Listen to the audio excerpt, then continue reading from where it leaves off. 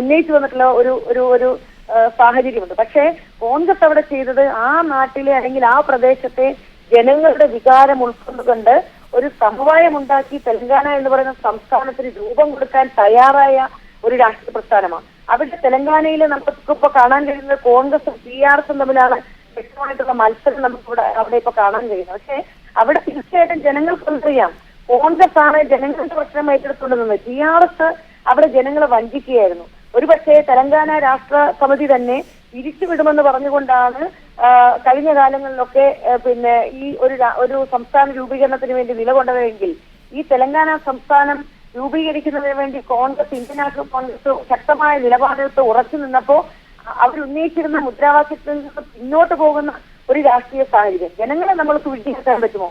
ജനങ്ങൾ ഇതിന്റെയൊക്കെ ചരിത്രങ്ങള് ഇതിന്റെയൊക്കെ നാൾവഴികൾ എണ്ണി മനസ്സിലാക്കിക്കൊണ്ടാണ് ജനങ്ങൾ ബൂത്തിലേക്ക് പോകുന്നത്. തീർച്ചയായിട്ടും അത്തരത്തിലുള്ള രാഷ്ട്രീയ സാഹചര്യങ്ങൾ അനുകൂലമായി വരുമ്പോൾ നിശ്ചയമായും കോൺഗ്രസിന് അനുകൂലമായിട്ടുള്ള ഒരു രാഷ്ട്രീയ സാഹചര്യം തെലങ്കാനയിൽ ഉണ്ടാകും എന്ന് തന്നെയാണ് ഞങ്ങളുടെ പ്രതീക്ഷ.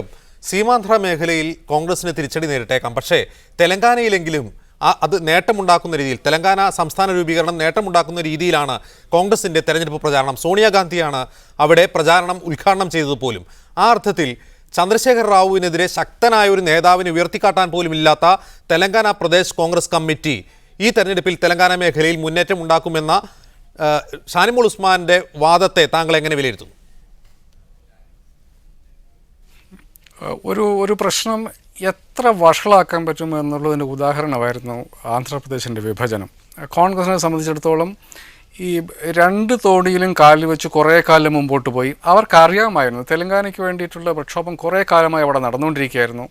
ചന്ദ്രശേഖർ റാവു ഇപ്പോൾ അധികാരമോഹിയായ ഒരു നേതാവായിട്ട് നമ്മുടെ മുമ്പിൽ നിൽക്കുന്നുണ്ടെങ്കിലും നമുക്കറിയാം കഴിഞ്ഞ തെരഞ്ഞെടുപ്പിൽ അദ്ദേഹം മന്ത്രിയായി UPAയുടെ ഒന്നാം UPA സർക്കാരിൽ അദ്ദേഹം മന്ത്രിയായി ഒരു ചെറിയ കാരണം പറഞ്ഞ് ഒരു ചെറിയ അക്കോമഡേഷൻ ഒരു പ്രശ്നം വന്നു കഴിഞ്ഞാൽ അദ്ദേഹം റിസൈൻ ചെയ്ത് മാറി നിന്ന് വളരെ മാന്യനായ ഒരു രാഷ്ട്രീയക്കാരനായിരുന്നു അദ്ദേഹവുമായിട്ടൊരു വൃത്തിയായിട്ടുള്ള ഒരു അലയൻസ് അല്ലെങ്കിൽ ഒരു ഡീൽ ഉണ്ടാക്കാൻ വേണ്ടി കോൺഗ്രസിന് കഴിഞ്ഞില്ല എന്നുള്ളത് കോൺഗ്രസിൻ്റെ വലിയ പരാജയങ്ങളിലൊന്നാണ്. കാരണം ചന്ദ്രശേഖർ റാവു പറഞ്ഞിരുന്നു അദ്ദേഹം TRS പിരിച്ചുവിട്ടിട്ട് കോൺഗ്രസിലേക്ക് ലയിക്കും എന്നുള്ള ഒരു വാക്കായിരുന്നു നേരത്തെ ഉണ്ടായിരുന്നത്. അപ്പോൾ അങ്ങനെ വന്നു കഴിഞ്ഞിട്ടുണ്ടായിരുന്നെങ്കിൽ ഇപ്പോഴത്തെ അവസ്ഥയിൽ ഒരു ഗുജറാത്തിൽ നരേന്ദ്രമോദി 26 സീറ്റ് എന്ന ഒരു ക്ലീൻ സ്വീപ്പ് പറയുന്നത് പോലെ തെലങ്കാനയിൽ പ്രതിപക്ഷമില്ലാത്ത നിലയ്ക്കുള്ള ഒരു വലിയ മുന്നേറ്റം കോൺഗ്രസിന് രണ്ടുപേരോട് കൂടി ചേർന്നാൽ പറ്റുമായിരുന്നു. നമ്മളിപ്പോൾ കണ്ടുകൊണ്ടിരിക്കുന്ന അവിടെ BJPക്ക് പരമ്പരാഗതമായി കിട്ടിക്കൊണ്ടിരിക്കുന്ന ഒരു സീറ്റ് സെക്കൻഡറാബാദ്, പിന്നെ ഹൈദരാബാദ് MIMന് കിട്ടുന്ന സീറ്റ്. ഈ സീറ്റുകളിലെ ബാക്കി ഇവർ രണ്ടുപേർ തമ്മിലാണ് ഇപ്പോൾ മത്സരം. ആവശ്യമില്ലാതിരുന്ന ഒരു മത്സരമാണ്. കോൺഗ്രസ് അത് ശരിക്കും വഷളാക്കുകയാണ് ചെയ്തത് ഈ പ്രശ്നം. അതിലും ചന്ദ്രശേഖർ റാവു എനിക്ക് തോന്നുന്നു അദ്ദേഹത്തിനാണ് ഇപ്പോൾ അസംബ്ലിയിലേക്കും പാർലമെന്റിലേക്കും മത്സരിക്കുന്നുണ്ട്. അറിയുന്നിടത്തോളം അദ്ദേഹത്തിന് തന്നെ മുൻതൂക്കമുണ്ടെന്നുള്ളതാണ് നമുക്ക് മനസ്സിലാവുന്നത്. കോൺഗ്രസ് ശരിക്കും ആ പ്രശ്നം അത് മുതലെടുക്കാൻ പറ്റിയില്ല എന്നുള്ളത് തന്നെയാണ് എൻ്റെ ഒരു വി രാജേഷ്, തെലങ്കാന മേഖലയിൽ TDPയുമായി സീമാന്ധ്രയിലുള്ളതുപോലെ TDPയുമായി BJP സഖ്യത്തിലുണ്ട്. TDPയുമായുള്ള സഖ്യം BJPക്ക് എന്തു ഗുണമാണ് തെലങ്കാനയിൽ ഉണ്ടാക്കുക? ഹൈദരാബാദ് നഗരത്തിനുള്ളിലെ ചില അസംബ്ലി മണ്ഡലങ്ങളിൽ BJP ശക്തിയാണെങ്കിലും TDPയും BJPയും തമ്മിലുള്ള അലയൻസ് ഒരു ലോക്സഭാ സീറ്റ് നേടുന്നതിലേക്ക് BJPയെ നയിക്കുമെന്ന ആത്മവിശ്വാസമുണ്ടോ? തീർച്ചയായും. BJPക്ക് മുൻപം ആന്ധ്രാപ്രദേശിൽ നിന്ന് ഞങ്ങൾക്ക് ലോക്സഭയിലേക്ക് വിജയിച്ചവർ മന്ത്രിയായിട്ടുണ്ട്. പക്ഷേ മറ്റുള്ള സംസ്ഥാനങ്ങളിൽ അവകാശപ്പെടുന്നത് പോലെ ശക്തമായിട്ടുള്ളൊരു സാന്നിധ്യമാകുവാനോ ഒരു തിരഞ്ഞെടുപ്പ് റിസൾട്ടുകളിലേക്ക് പോകുവാനോ ഉള്ളൊരു രാഷ്ട്രീയ ശക്തി ഞങ്ങൾക്കുണ്ട് എന്ന് ഞാൻ അവകാശപ്പെടുന്നില്ല. TDPയുമായിട്ട് BJPക്ക് ഉണ്ടായ അലയൻസ് ഞങ്ങളുടെ വോട്ട് ഷെയറിൽ വൻ വർധന ഉണ്ടാക്കും. അതോടൊപ്പം തന്നെ ഞങ്ങൾ മത്സരിക്കുന്ന ചില സീറ്റുകൾ ഞങ്ങൾക്ക് ജയിക്കുവാൻ വേണ്ടിയിട്ട് സാധിക്കും എന്നുള്ള ശുഭാപ്തി വിശ്വാസമുണ്ട്. അതിന് ഒരു പടി കൂടി കടന്നുകൊണ്ട് ഞാൻ പറയാം, തെരഞ്ഞെടുപ്പ് കഴിഞ്ഞാൽ ഗവൺമെൻറ് രൂപീകരിക്കാൻ പോകുന്ന സാഹചര്യത്തിൽ ഞങ്ങളെ ഏറ്റവും തെക്കേ ഇന്ത്യയിൽ നിന്നും കർണാടക കഴിഞ്ഞാൽ ഏറ്റവും കൂടുതൽ സഹായിക്കാൻ പോകുന്ന ഒരു സംസ്ഥാനം ആന്ധ്രാപ്രദേശാണ്. രാഷ്ട്രീയ പരിമിതികൾ ഉള്ളതുകൊണ്ട് തന്നെ ഞാൻ കൂടുതൽ ചർച്ചകളിലേക്ക് പോകുന്നില്ല. അതുകൊണ്ട് ആന്ധ്രാപ്രദേശിൽ BJP ഒരു ശക്തിയല്ല, BJPക്ക് റിസൾട്ട് ഉണ്ടാകാൻ പോകുന്നില്ല എന്നുള്ള രീതിയിലുള്ള പ്രചരണത്തിനോട് യോജിക്കാൻ സാധിക്കുകയില്ല. റൈറ്റ്. ഷാനിമോൾ ഉസ്മാൻ, താങ്കൾ ടെലിഫോൺ ലൈനിലുണ്ടെങ്കിൽ ആന്ധ്രയിൽ ഉള്ള തിരിച്ചടി തെലങ്കാനയിൽ ഒരു പക്ഷേ മുതലാക്കാൻ സാധിച്ചേക്കും. എങ്കിലും 17 സീറ്റുകളിൽ ഒരു 10 സീറ്റിലധികം ലഭിക്കാത്തൊരു സാഹചര്യം ഉണ്ടായാൽ കർണാടകയിൽ നിന്നും കേരളത്തിൽ നിന്നുമുള്ള സീറ്റുകളെ അല്ലാതെ കോൺഗ്രസിന് പിന്നെ എവിടെയാണ് പ്രതീക്ഷയുള്ളത്? അത് തീർച്ചയായിട്ടും ഇത്തരത്തിലുള്ള ഒരു വിശകലനത്തിലേക്ക് പോകുന്നത് ശരിയാണോ എന്നുള്ളതാണ് എന്റെ ഒരു സംശയം. കാരണം ഇപ്പോ BJP ഇപ്പൊ ഒറ്റ പാർട്ടിയായി ഏറ്റവും വലിയ ഒറ്റ പാർട്ടിയാകുമെന്ന് അവകാശപ്പെടുന്ന BJP ഏത് സംസ്ഥാനങ്ങളിൽ നിന്നാണ് അവരുടെ വോട്ട് എന്നുള്ളതിനെ കുറിച്ച് ഇവിടെ ചർച്ച ചെയ്യുന്നില്ല. ഇപ്പൊ കോൺഗ്രസിനെ സംബന്ധിച്ച് ഇപ്പൊ തെലങ്കാന രാഷ്ട്രസമിതിയായിട്ട് ലയിക്കാൻ കഴിഞ്ഞില്ല, അല്ലെങ്കിൽ രാഷ്ട്രീയ അഡ്ജസ്റ്റ്മെന്റ് ഉണ്ടാക്കാൻ കഴിഞ്ഞില്ല എന്നൊക്കെ പറയുമ്പോഴും നമ്മൾ അവിടെയൊക്കെ തന്നെ ജനങ്ങളെ വെല്ലുവിളിക്കുകയാണ്. ഈ ആവശ്യം കോൺഗ്രസ് ഉന്നയിച്ചിരുന്ന ഒരു ആവശ്യമല്ല തെലങ്കാനയിലുള്ള ആവശ്യം അവിടുത്തെ ജനങ്ങളുടെ ആവശ്യമാണ്. വർഷങ്ങളായി നീണ്ടു കിടന്നിരുന്ന ഒരു ആവശ്യം. പക്ഷേ നെഹ്റുജി തന്നെ പറഞ്ഞിട്ടുള്ളതായിട്ട് മനസ്സൊക്കെ മനസ്സിലാക്കാൻ കഴിഞ്ഞിട്ടുണ്ട്. ആന്ധ്ര ഒരു സംയുക്ത ആന്ധ്ര എന്ന് പറയുന്നത് നാളെ ഒരു കാലത്ത് ഡൈവോഴ്സ് വേണ്ടി വരുന്ന ഒരു കല്യാണത്തിന് തുല്യമാണ്. അതായത് എന്നെങ്കിലും ഇത് വിഭജിച്ചേ മതിയാകൂ എന്ന് പറഞ്ഞുകൊണ്ട് തന്നെ രൂപം കൊടുത്തിട്ടുള്ള ആന്ധ്ര സംസ്ഥാനമാണ്. അപ്പൊ കോൺഗ്രസ് ഇപ്പൊ ധൃതി കൂട്ടി അല്ലെങ്കിൽ അങ്ങനെ പറയുന്നതിൽ യാതൊരു അർത്ഥവുമില്ല. തീർച്ചയായിട്ടും സീമാ മേഖലയിലും തെലങ്കാന മേഖലയിലും കോൺഗ്രസിന് വലിയ ഒരു നഷ്ടമുണ്ടാകുമെന്നുള്ള പ്രതീക്ഷ അതുകൊണ്ട് കോൺഗ്രസിന് ഇല്ല. ഈ ഒരു ആവശ്യം ആ പ്രദേശത്തെ ജനങ്ങളുടെ ആവശ്യം എന്നുള്ള നിലയിൽ അത് ഏറ്റെടുത്ത് നടപ്പിലാക്കുക എന്നുള്ള ഒരു രാഷ്ട്രീയ ഉത്തരവാദിത്തമാണ് കോൺഗ്രസ് ചെയ്തിട്ടുള്ളത്. കഴിഞ്ഞ കാലങ്ങളിലൊക്കെ തന്നെ കോൺഗ്രസ് അവിടെ കൊണ്ടുവന്നിരിക്കുന്ന വലിയ നേട്ടങ്ങൾ, അവിടുത്തെ വലിയ വികസനങ്ങളൊക്കെ തന്നെ മുൻനിർത്തി തന്നെയാണ് കോൺഗ്രസ് പ്രചരണ രംഗത്തുള്ളത്. പിന്നെ കോൺഗ്രസ് ഏത് മേഖലയിലാണ് ഇപ്പോ ഞാൻ നേരത്തെ സൂചിപ്പിച്ച ഒരു കാര്യം അവസരം തരുമെന്ന് ഞാൻ പ്രതീക്ഷിക്കുന്നു. പ്രധാനപ്പെട്ട ഒരു കാര്യം എന്ന് വെച്ചാൽ ജാതിയുടെ അടിസ്ഥാനത്തിൽ ഇങ്ങനെ വോട്ട് ചോദിച്ച ഒരു കാലഘട്ടം ഉണ്ടോ? BJPയിലെ സാമാന്യം ഒരു മൃദു സമീപനമുള്ള ഒരാളാണ് രാജു പ്രതാപ് റൂഡി. അദ്ദേഹം പോലും ജാതിയുടെ അടിസ്ഥാനത്തിൽ വോട്ട് ചോദിക്കുകയാണ്. ഇവിടെ മുസ്ലിങ്ങൾ ഇവിടെ നിൽക്കും, ഞങ്ങൾക്ക് മുസ്ലിങ്ങളുടെ വോട്ട് വേണം, ഇപ്പുറത്തെ ഹിന്ദുക്കളുടെ വോട്ട് വേണം എന്ന് പറയുന്നു. ഗിരിരാജ് സിംഗിനെ പോലെയുള്ളവരെ മോഡിക്ക് വോട്ട് ചെയ്യാത്തവർ പാകിസ്ഥാനിൽ പോകണമെന്ന് പറയുന്നു. അപ്പൊ വർഗീയ അജണ്ട മുൻനിർത്തിക്കൊണ്ടുള്ള ഒരു തെരഞ്ഞെടുപ്പ്, ഏറ്റവും കൂടുതൽ പണക്കൊഴുപ്പ് ഉണ്ടാക്കിയിരിക്കുന്ന ഒരു തെരഞ്ഞെടുപ്പ്. ഇപ്പൊ പൊള്ളയായ ഗുജറാത്ത് വികസനം എന്ന് പറഞ്ഞുകൊണ്ടുള്ള ഒരു കാര്യം സൂചിപ്പിച്ചുകൊണ്ടാണ് BJP ഈ തെരഞ്ഞെടുപ്പിൽ മത്സരരംഗത്തേക്ക് കടന്നു വന്നിട്ടുള്ളത് എന്ന് പറയുന്നത്. ഒരു ഇടവേളയിലേക്ക് പോകേണ്ടതുണ്ട്. തിരിച്ചെത്താം ഒരു ചെറിയ ഇടവേളയ്ക്ക് ശേഷം.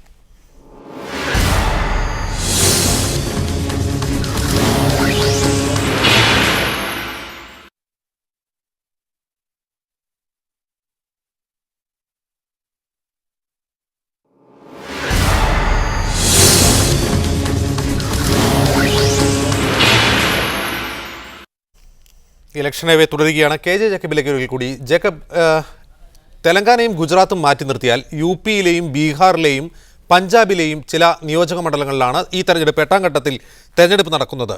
UPയിലെയും ബീഹാറിലെയും ഇപ്പോഴത്തെ തരംഗം യഥാർത്ഥത്തിൽ ദേശീയ പാർട്ടികളെ അപ്രസക്തമാക്കുന്നതും ഒരു മൂന്നാം മുന്നണിക്ക് സാധ്യത നിലനിർത്തുന്നതുമായ ഒരു തരംഗം ബംഗാളിൽ ഇപ്പോൾ തെരഞ്ഞെടുപ്പ് നടക്കാൻ പോകുന്നു. ബംഗാളിലെ 9 മണ്ഡലങ്ങളിൽ, ബീഹാറിലും UPയിലും നടക്കാൻ പോകുന്നു, പഞ്ചാബിലുമുണ്ട്. ഈ മണ്ഡലങ്ങളിലെ തെരഞ്ഞെടുപ്പ് ഫലം ഒരു പക്ഷേ നാളെ ദേശീയ രാഷ്ട്രീയത്തിൽ ഒരു മുന്നണി, പുതിയ മൂന്നാം മുന്നണിയുടെ സാധ്യതകളെ ഉരുവം കൊള്ളിക്കുന്ന ഒന്നായി മാറില്ലേ? UPയിലെയും ബീഹാറിലെയും ഈ ഘട്ടത്തിൽ തെരഞ്ഞെടുപ്പ് വളരെ പ്രധാനമാണെന്നാണ് ഞാൻ കരുതുന്നത്. 14 സീറ്റിലേക്കാണ് നാളെ ഇപ്പോൾ തെരഞ്ഞെടുപ്പ് നടക്കാൻ പോകുന്നത്. അതിൽ 6 സീറ്റ് കോൺഗ്രസ് നേരത്തെ ജയിച്ചതാണ്. BJPക്ക് 1 സീറ്റേ ഉണ്ടായിരുന്നുള്ളൂ.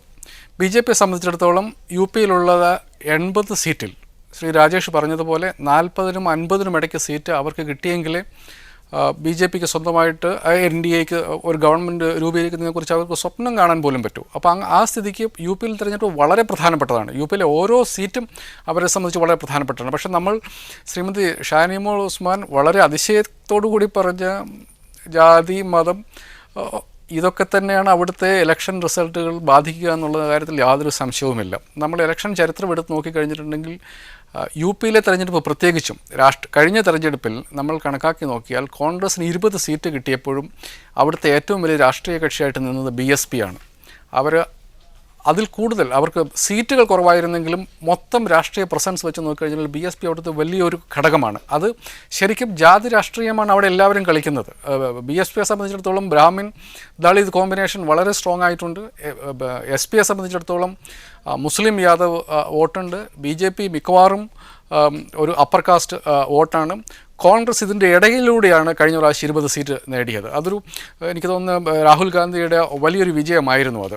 അപ്പോൾ ജാതി രാഷ്ട്രീയം എന്നുള്ളത് അതൊരു ഇന്നെവിറ്റബിലിറ്റിയാണ് നമ്മൾ ഇന്ത്യയിലെ ഇപ്പോഴത്തെ രാഷ്ട്രീയത്തിൽ എന്ന് പറയുമ്പോൾ ഞാൻ അജിംസ് ചോദിച്ച ചോദ്യത്തിന് ഉത്തരവെന്ന് പറഞ്ഞിട്ടുണ്ടെങ്കിൽ ഈ സീറ്റുകളിൽ കഴിഞ്ഞ പ്രാവശ്യം BSPക്ക് സീറ്റ് 1 ഉണ്ടായിരുന്നുള്ളൂ എങ്കിലും എൻ്റെ ഒരു അസംഷൻ ഒരു കാൽക്കുലേഷൻ അനുസരിച്ച് BSP വലിയ തിരിച്ചുവരവ് UP യിൽ നടത്താൻ സാധ്യതയുണ്ട്.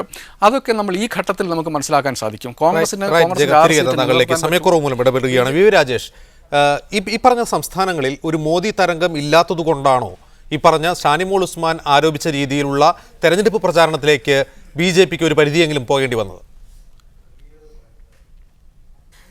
ഈ ഉത്തരം എനിക്ക് മുഴുവിപ്പിക്കാൻ സമയം തന്നെ. കാരണം കഴിഞ്ഞ ചോദ്യത്തിനും നമ്മുടെ വിഷയം അതല്ലാത്തതുകൊണ്ടാണ് ഷാനിമോൾ ജാതി രാഷ്ട്രീയത്തെക്കുറിച്ച് പറഞ്ഞപ്പോൾ ഞാൻ അതിലേക്ക് പോകാത്തത്. പക്ഷേ ഇപ്പോൾ എനിക്ക് പറയാതിരിക്കാൻ നിർവാഹമില്ല. 2 കാര്യങ്ങൾ ഞാൻ മറുപടി പറയണം.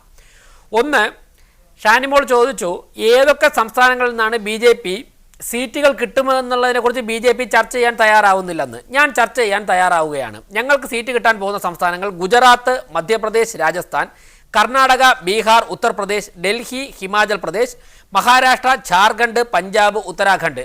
ഇത്രയും സംസ്ഥാനങ്ങളിൽ നിന്നാണ്. ഇനി ചെറിയ സംസ്ഥാനങ്ങളുണ്ട്.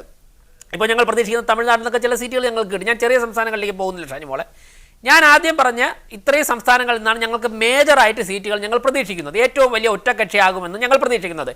ഷാനിമോൾ ചർച്ച ചെയ്യാൻ തയ്യാറുണ്ടോ? കോൺഗ്രസ് ഏറ്റവും വലിയ ഒറ്റക്കക്ഷിയാകുമെന്ന് നിങ്ങൾക്ക് പ്രതീക്ഷയുണ്ടെങ്കിൽ ഇതുപോലെ സംസ്ഥാനങ്ങളുടെ പേര് പറയാൻ ഷാനിമോൾ തയ്യാറുണ്ടോ? BJP ചർച്ച ചെയ്യാൻ തയ്യാറാണ്. അപ്പോൾ BJP ചർച്ച ചെയ്യാൻ തയ്യാറല്ല എന്നുള്ള താങ്കളുടെ വാദത്തിന് BJPയുടെ മറുപടി ഇതാണ്. ഒന്ന്, ഇനി ഓരോ സംസ്ഥാനങ്ങളിൽ ഞങ്ങൾ പ്രതീക്ഷിക്കുന്ന സീറ്റുകളുടെ എണ്ണം ആവശ്യമാണെങ്കിൽ ഞാൻ ആ എണ്ണം ഉൾപ്പെടെ പറയാൻ തയ്യാറാണ്. UP 45, 50. ഞാൻ എല്ലാ സംസ്ഥാനങ്ങളിലേക്ക് പോകുന്നില്ല. ഗുജറാത്ത് 26 സീറ്റ്. അതുപോലെ തന്നെ മറ്റുള്ള സംസ്ഥാനങ്ങളിൽ നിന്നുള്ള സീറ്റുകൾക്ക് ഞങ്ങൾക്ക് കൃത്യമായിട്ട് കാൽക്കുലേഷൻ ഉണ്ട്. മറ്റൊന്ന്, ഷാനിമോൾ ഉസ്മാൻ പറഞ്ഞു ഇവിടെ ജാതി രാഷ്ട്രീയം BJP പറയുന്നുവെന്ന്. താങ്കൾ എന്നോട് ചോദിച്ചതും ഇതാണ്. മോദി തരംഗം ഇല്ലാത്തതുകൊണ്ടാണല്ലോ ഷാനിമോളൊക്കെ പറഞ്ഞ ജാതി രാഷ്ട്രീയത്തിലേക്ക് BJP പോകുന്നത്. ഈ 2 ചോദ്യത്തിന് ഞാൻ ഉത്തരം ഒരുമിച്ച് പറയാം. ഷാനിമോൾ ഉസ്മാൻ ശ്രദ്ധിക്കേണ്ടത്, ഇന്ന് വരെ ഇന്ത്യൻ രാഷ്ട്രീയത്തിൽ ഒരു പാർട്ടിയുടെ ഏറ്റവും ടോപ്പ് മോസ്റ്റ് ലീഡർ, അതായത് ഇന്ത്യൻ നാഷണൽ കോൺഗ്രസ് സോണിയാഗാന്ധി, BJPയിൽ രാജ്നാഥ് സിംഗ്, ഒരു സമുദായ നേതാവിനെ ചെന്ന് കണ്ടിട്ട് വർഗീയ വിഷം ചീറ്റുന്ന തരത്തിലുള്ള സംസാരം നടത്തിയിട്ടില്ല. സോണിയാഗാന്ധിയാണ് ഡൽഹി ഇമാമിനെ ചെന്ന് കണ്ടിട്ട് മുസ്ലിം വോട്ടുകൾ ഭിന്നിക്കാതെ നോക്കണമെന്ന് പരസ്യമായിട്ട് പറഞ്ഞത്. എന്തുകൊണ്ടാണ്? നിങ്ങൾക്ക് വികസന രാഷ്ട്രീയവും നിങ്ങൾക്ക് രാഷ്ട്രീയവും പറയാനില്ലാത്തത് കൊണ്ടാണ് ന്യൂനപക്ഷത്തെ പ്രീണിപ്പിക്കുവാൻ വേണ്ടിയിട്ട് പോയത്. മുസ്ലിം സമൂഹത്തിലെ തന്നെ പ്രഗത്ഭരായ രാഷ്ട്രീയ ചിന്തകർ, മതവിശ്വാസികൾ അതിനെ തള്ളിക്കളഞ്ഞില്ലേ? അപ്പോൾ ഇവിടെ ജാതി രാഷ്ട്രീയം ആദ്യം ചർച്ച ചെയ്യാൻ പോയതായ സോണിയാഗാന്ധി കാണിച്ചിരിക്കുന്നത് ഇന്ത്യൻ ഭരണഘടനയോടുള്ള വെല്ലുവിളിയാണ്. ഒന്ന്. മറ്റൊന്ന്, ഞാൻ ചോദിക്കട്ടെ ഷാനിമോൾ ഉസ്മാൻ, ഇന്ത്യയിൽ ഏറ്റവും കൂടുതൽ കാലം ഇന്ത്യൻ നാഷണൽ കോൺഗ്രസ് ഭരിച്ചു. ജാതി ഇന്നും കൊടികുത്തി വാഴുന്നുവെങ്കിൽ നിങ്ങളുടെ പ്രസ്ഥാനം ഇവിടെ കാട്ടിക്കൂട്ടിയ വർഗീയ വിവേചനം കൊണ്ടാണ്. ജാതി രാഷ്ട്രീയം മാറ്റി നിർത്തിക്കൊണ്ട് ഇന്ത്യൻ രാഷ്ട്രീയം ചർച്ച ചെയ്യാൻ വേണ്ടിയിട്ട് മുന്നോട്ട് പോകാൻ സമയക്കുറവ് മൂലം ഇടപെടുകയാണ്. ഷാനിമോൾ ഉസ്മാൻ, വളരെ ചുരുക്കത്തിൽ മറുപടി. ഇത് രാജേഷിന് പലതവണ മറുപടി കൊടുത്തിട്ടുള്ളതായിരുന്നു. തീർച്ചയായിട്ടും ഇത് വർഗീയ അജണ്ട വെച്ചുകൊണ്ട് പോകുന്ന രാഷ്ട്രീയ പ്രസ്ഥാനം എന്ന് പറയുന്നത് BJP മാത്രമാണ്. ഞാൻ ഈ പറഞ്ഞതിന് എന്തുണ്ട് മറുപടി? മോഡിക്ക് വോട്ട് ചെയ്യാത്തവർ പാകിസ്ഥാൻ പോകണമെന്ന് പറഞ്ഞ് ഗിരിരാജ് സിംഗിനെതിരെ നടപടിയെടുക്കാൻ ഇന്ത്യൻ ഭരണഘടന ഉയർത്തിപ്പിടിച്ചുകൊണ്ട് നടപടിയെടുക്കാൻ BJP തയ്യാറുണ്ടോ? തയ്യാറായിട്ടില്ല.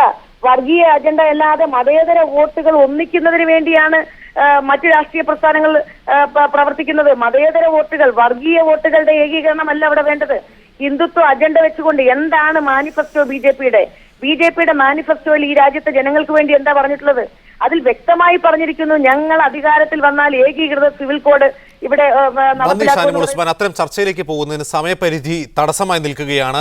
ദേശീയ പാർട്ടികൾ എന്തെല്ലാം അവകാശവാദങ്ങൾ ഉന്നയിച്ചാലും 8ാം ഘട്ടത്തിൽ പ്രാദേശിക കക്ഷികൾ നടത്തുന്ന മുന്നേറ്റമായിരിക്കും ഈ തെരഞ്ഞെടുപ്പിലെ ഏറ്റവും സുപ്രധാനമായ ഒരു സംഭവ വികാസം എന്ന് പറയുന്നത്. ഇനി 2 ഘട്ടം മാത്രം അവശേഷിച്ച് നിൽക്കെ ഈ ഘട്ടത്തിൽ പ്രാദേശിക കക്ഷികൾ തന്നെയാണ് നിർണായകമാവുന്നത്. ഇലക്ഷൻ ഹൈവേ അക്കാര്യമാണ് പരിശോധിച്ചത്. വളരെയധികം നന്ദി KJ Jacob, Shanimol Usman, VV Rajesh ഈ ചർച്ചയിൽ പങ്കെടുത്തതിന് പ്രതികരിച്ചതിന്.